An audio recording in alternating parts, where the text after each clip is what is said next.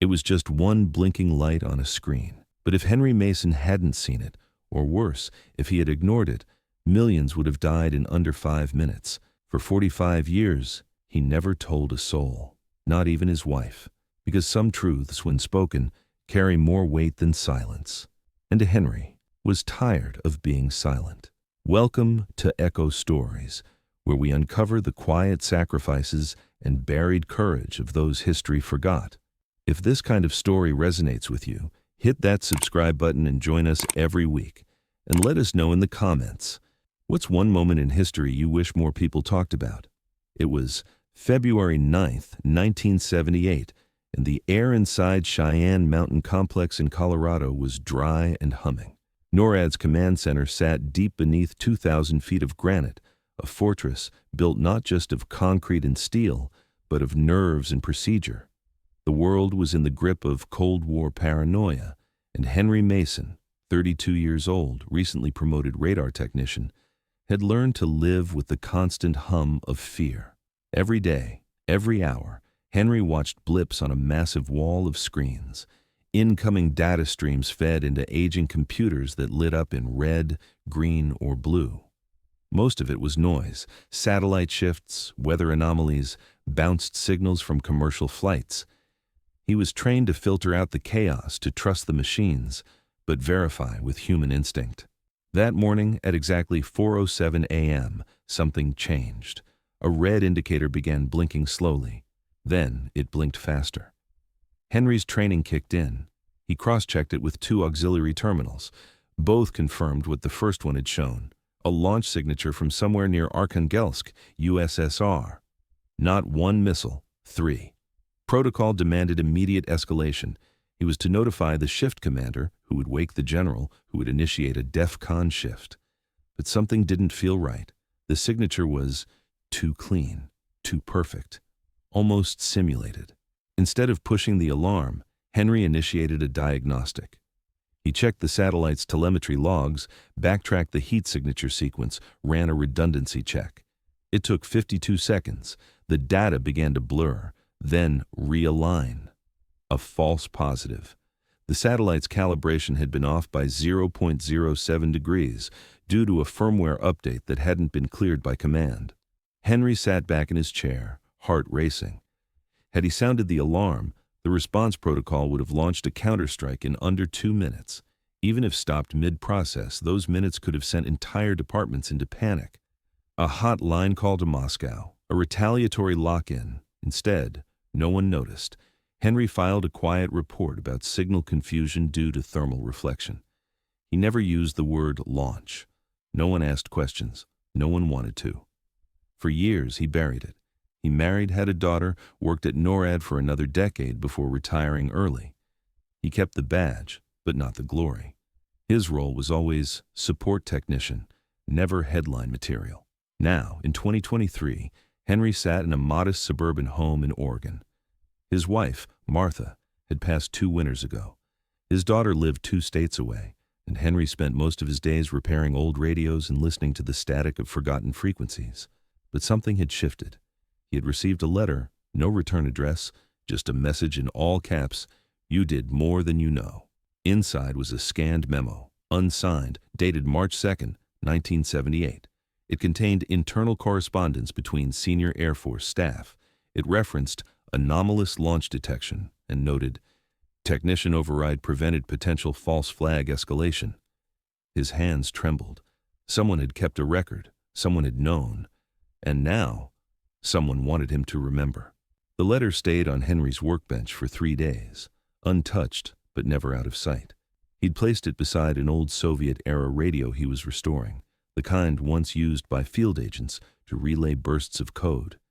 He kept glancing at it, each time wondering if he'd imagined it. But the ink was real, the words specific. Someone had remembered what he tried so hard to forget. By the 4th day, he folded the memo carefully, slid it into a worn envelope, and drove to the town library. It was early, too early for the usual crowd of retirees and chess enthusiasts. The librarian, a young woman named Ellie, offered her usual warm smile. "Back for the war archives, Mr. Mason," she said. Henry nodded. He always said he was researching old communications methods, which was partly true. What he never said was that he was watching the patterns: newspaper reports, declassified files, cold trails buried in bureaucratic silence. That morning, however, Henry wasn't searching for patterns. He was looking for names.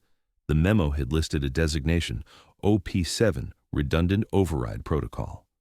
It wasn't public knowledge, wasn't even mentioned in the handful of unsealed NORAD documents he'd reviewed over the years. But someone had kept it alive in the system long after it was supposedly abandoned. In the library's digital archive terminal, Henry keyed in the phrase, nothing. Then he tried variations. Redundant Protocol, OP7 NORAD, Launch Override Policy 1978. After 20 minutes, one hit surfaced. A retired Air Force colonel named Gerald Haskins had mentioned in a 2002 memoir that redundant launch failsafes were being debated as recently as '78, citing a series of internal briefings that almost got one technician demoted for insubordination. The colonel hadn't named names. Henry's jaw tensed. He remembered those meetings, though no one had called them briefings. They'd been more like whispered arguments in the break room, raised eyebrows over coffee. His own boss, Commander Tate, had once told him, "Better to err on the side of firepower than hesitation. That's the rule. You flinch, people die. Maybe not our people." It wasn't heartless, just policy. Back in 1978, Henry had broken that rule. He printed the excerpt from the memoir and returned home. That night, sleep didn't come. He sat in his garage listening to an open-frequency band, just static, broken occasionally by the faint whistle of ionospheric echoes. At some point, he drifted into memory. He was back in the bunker, the buzz of fluorescence, the vibration of data servers through concrete. That day, the room had felt colder, the air heavier. He could still hear the alarm that didn't sound, the silence he had preserved like a ghost trapped in glass. The diagnostic report he filed was sanitized, and intentionally so. He'd used careful language, avoided the word launch, replaced alert with anomaly. He had chosen the lesser bureaucratic sin, ambiguity, and they'd let it go. But now, someone knew, someone had kept it alive. The next morning, Henry called an old colleague, Lenny Ford, a comms tech who'd retired to Arizona. Lenny had a gravelly voice and no filter. "You still alive, Mace?" he said instead of hello. They hadn't spoken in 15 years. "Lenny, did you ever hear about OP7? There was silence on the line. Then a low whistle. "Jesus, you digging up spooks now?" "You remember it?" "Of course I do. You were the reason they started talking about it in the first place. Hell, they never told us directly, but I figured it out. Everybody did. Then why didn't anyone say anything?" "Because you saved everyone's ass, man. And Command doesn't hand out medals for not launching World War III. You don't give a man a trophy for not pressing the button." Henry said nothing. The silence stretched. Lenny sighed. "You know, I always thought you'd write a book or something. I even told my nephew once. I know the guy who saved the planet and never got credit for it. He didn't believe me." Henry chuckled, but there was no humor in it. After the call, Henry walked into his shed and opened an old footlocker. Inside were artifacts, things from his NORAD years.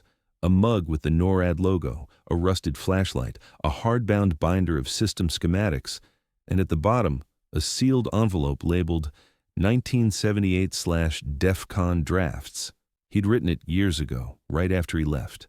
A confessional of sorts. It wasn't a full account, more of a catharsis.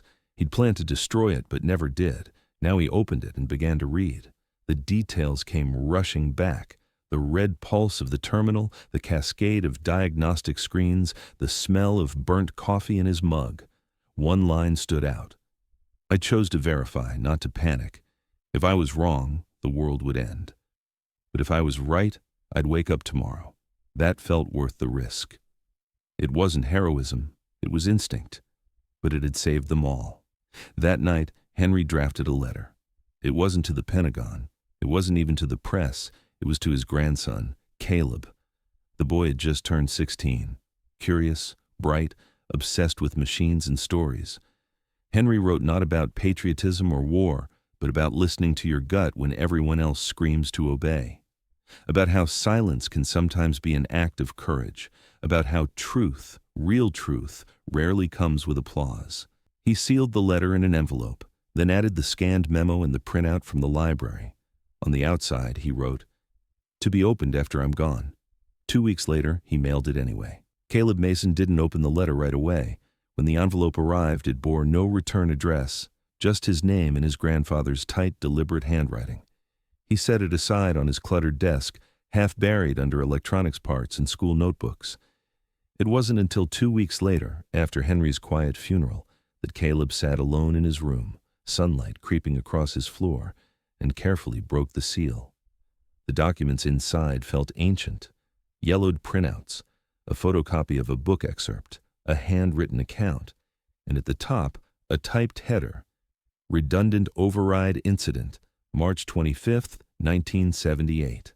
Caleb had no idea what it meant, but as he read, he began to understand the weight of what his grandfather had carried.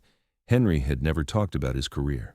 He'd called himself a systems technician, and to Caleb, that conjured images of old routers and dusty keyboards.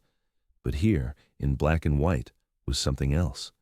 Caleb read about a launch system that misfired, a bunker bathed in red light, men ready to act, and one technician who dared to pause. The whole world had stood on the edge, and Henry had leaned into doubt, not orders. The story was clinical, almost cold in Henry's recounting. But the final paragraphs changed tone. "I didn't stop a war by being brave. I stopped it because I was terrified of being wrong. I stopped it because I knew, deep down, something didn't add up. And because I had spent my life studying the difference between noise and signal, that night, the signal was wrong." Caleb put the papers down and stared at the wall. All his life, he'd seen his grandfather as steady, maybe even dull. The man who fixed toasters with military precision, who never raised his voice, who could tell what was broken just by how it sounded. Now, that same calm had once held back the fire of nuclear retaliation. The next morning, Caleb told his mother. Then he told his history teacher. 2 days later, he was sitting in front of a local news reporter, scanning Henry's documents on a table. The story was too clean, too personal. They needed verification. They got it. Gerald Haskins, the retired colonel who had written about 1978 in his memoir, confirmed the details. So did Lenny Ford, who agreed to a recorded interview. The Pentagon declined to comment officially, but 2 unnamed sources from the Department of Defense confirmed that OP-7 had existed as an experimental protocol, one meant to test the judgment of field operatives without triggering full alerts. It had been used only once, March 25th, 1978. The headline ran a week later, "The Man Who Saved the World from a Mistake." It didn't go viral. It wasn't a trending story. But it found its way into classrooms, libraries, and forums where military ethics were discussed. Quiet places, appropriate for a quiet man. Caleb began writing a short book, compiling not only the documents, but his own reflections. It wasn't a biography. It was a lesson about what it means to trust human judgment in a world obsessed with systems, about humility, about hesitation as heroism. The final chapter was just 1 paragraph. "I never heard my grandfather raise his voice, but I now realize the loudest thing he ever did was refuse to speak a command he didn't believe in. And that silence, on one specific night, echoed louder than 1,000 missiles." Years passed. Caleb went to college, majored in electrical engineering, then veered into data ethics. He gave occasional talks at conferences, never flashy, never self-promoting, just facts, context, history. One winter after a university lecture, an older woman approached him. Her name tag read, "Dr. Sylvia Renner, NORAD Archives Liaison." She shook his hand with a firm grip. "Your grandfather's file was reclassified," she said quietly. "It's public now. Not many people noticed, but some of us did." She handed him a USB drive and a laminated badge with his name on it. "You should come see where it happened," she added. "Sometimes the room helps the story settle in your bones." Caleb went a month later. The old NORAD bunker in Colorado Springs had been partially decommissioned, now part museum, part training site. When he stepped into the operations room, he felt nothing at first. Then he saw the terminal marked S-4 comms in the corner, a technician's post. the place where Henry had stood. The docent spoke about systems, readiness, protocols. Caleb just listened. Then he walked to the console, touched the cold metal, and whispered, "Thank you." Back home, he framed Henry's letter and placed it above his desk. He had a new project in mind, an AI decision assist tool designed not to replace human judgment, but to highlight when to pause. He named it Mason, and in the first line of code, he wrote, "For the technician who chose stillness over fire. Thank you for watching Echo Stories. If this tale left you reflecting on how small decisions can steer the fate of millions, don't forget to subscribe and share our channel. We uncover the hidden stories of unsung heroes, those who saved lives not by force, but by wisdom, patience, and conscience. Join us as we keep their echoes alive.